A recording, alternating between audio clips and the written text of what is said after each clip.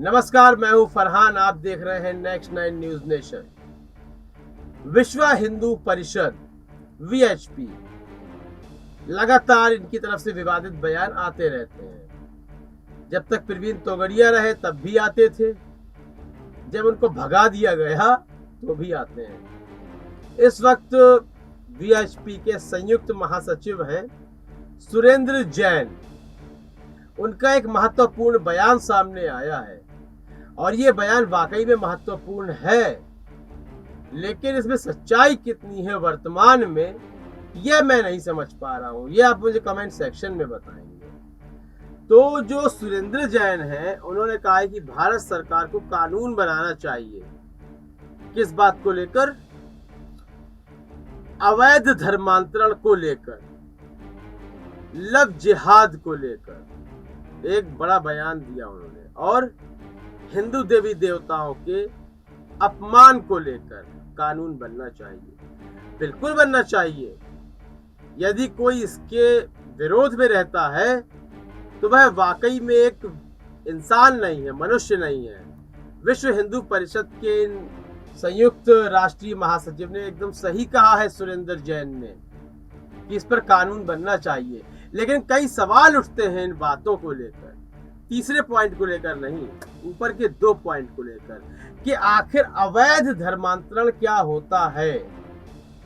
जहां तक मैं समझ पाया हूं कि किसी को ब्लैकमेल करके धर्म परिवर्तन करवाना। क्या आपने किसी को उधार दे रखा है, वह वो पैसे नहीं लौटा सकता, तो आपने कहा माफ कर दूंगा, पैसे धर्मांतरण कर लीजिए। एक यह हो सकता है मेरे अनुसार। दूसरा यह हो सकता है कि डरा धमका कर कि यदि आपने धर्मांतरण नहीं किया तो हम आपको गोली मार देंगे या जान से मार देंगे, हत्या कर देंगे, आपके परिवार को नुकसान पहुंचाएंगे। यह बातें हो सकती हैं। तो देखिए, भारत में जो एक संविधान है हमारा, वो सेकुलर संविधान है, बहुत ही लचीला है। यहाँ सजा मिलती है, अपराधी को पकड़ा जाता है। तो देखिए, वह हिंदू धर्म के संबंध में कह रहे हैं। तो इस वक्त वैसे भी हिंदू हृदय सम्राट बीजेपी की लहर है।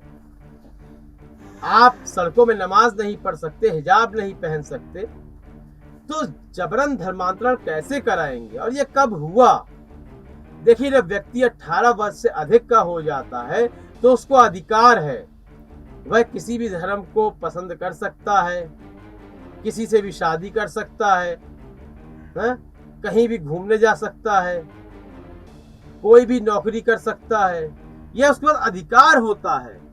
तो जबरन धर्मांतरण कैसे होता है और कब हुआ है, यह आज तक समझ में नहीं आया कि जबरन धर्मांतरण कैसे होता है। दूसरी बात इन्होंने कही, लव जिहाद। देखिए, यदि किसी स्त्री को से किसी लड़के ने शादी की है, चाहे वो हिंदू मुस्लिम हो या हिंदू हिंदू हो या मुस्लिम मुस्लिम हो, यदि लड़के के द्वारा किसी प्रकार का उसके साथ अभद्र व्यवहार किया जाता है, कई बार शादी का झांसा देकर शारीरिक संबंध बनाए जाते हैं और फिर शादी नहीं करता है वह व्यक्ति, तो उसके खिलाफ तमाम रिपोर्ट दर्ज कराई गई है।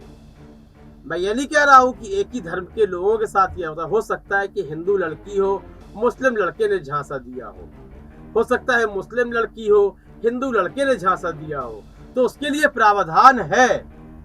अब ये लव जिहाद क्या है, यह समझ में नहीं आया। मान लीजिए एक मुस्लिम लड़का हिंदू लड़की से शादी कर लेता है, उसके बाद उसका जबरन धर्म परिवर्तन करवाना चाहता है, तो उसके लिए प्रावधान है संविधान में। अब लव जिहाद के लिए कानून कैसा है, यह समझ में नहीं आ रहा।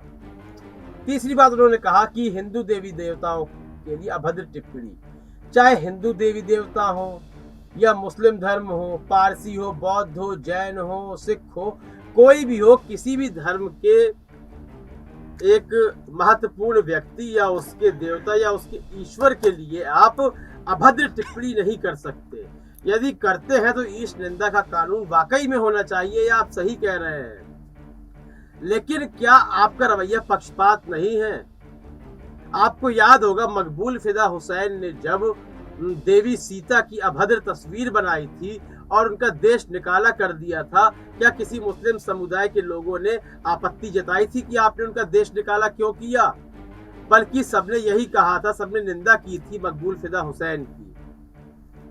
लेकिन मौजूदा समय में जब नुपुर शर्मा मुस्लिम धर्म के खिलाफ अभद्र टिप्पणी करती हैं, तब बजरंग दल और विश्व हिंदू परिषद के लोग कैसे उनके समर्थन में आ जाते हैं। यह एक सवाल है। क्या आपका रवैया पक्षपात है? क्या आप यह चाहते हैं कि केवल आपके धर्म के लोगों के लिए अभद्र टिप्पणी ना हो, बल्कि आप किसी के लिए भी अभद्र टिप्पणी करते रहें? तो विश्व हिंदू परिषद के इन 3 मुद्दों पर आपकी क्या राय है, अवश्य दें। कार्यक्रम को लाइक करें, ज्यादा से ज्यादा शेयर करें और चैनल को सब्सक्राइब अवश्य कर दें। तब तक के लिए इजाजत दीजिए। धन्यवाद।